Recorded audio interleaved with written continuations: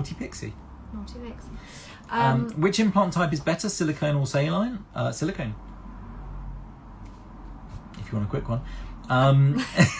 Saline has the advantage in that expander implants, so implants that we inflate to adjust their size, are always made of saline.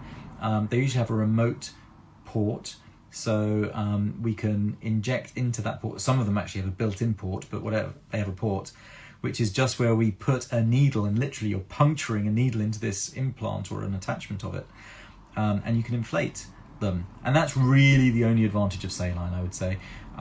Saline, they don't feel as good, they don't feel as natural. You can sometimes get glug if there's a bit of air in there, which there shouldn't be, but if there's a bit of air in there and you get an air fluid interface, then they can glug when you turn over. They're generally temporary things, and they're generally for reconstructive surgery following breast cancer, more likely.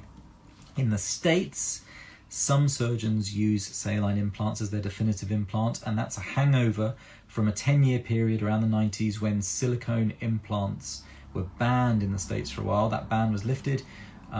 Most US surgeons went back to silicone implants. I'd say the majority, but there are a few who still use saline. One of the disadvantages of saline is that if you get a rupture, with these cohesive gel, so-called gummy bear implants, silicone implants, then the breast may just look completely identical. You may be completely blissfully unaware of it. Then won't go anywhere, won't do anything. It's just sort of there. If a saline implant were to have any breach in the wall, then you are going to wake up one morning 100% deflated. You will be normal on one side, completely flat on the other, which is upsetting. So, I guess the advantage is that at least you know that there's been a rupture, right?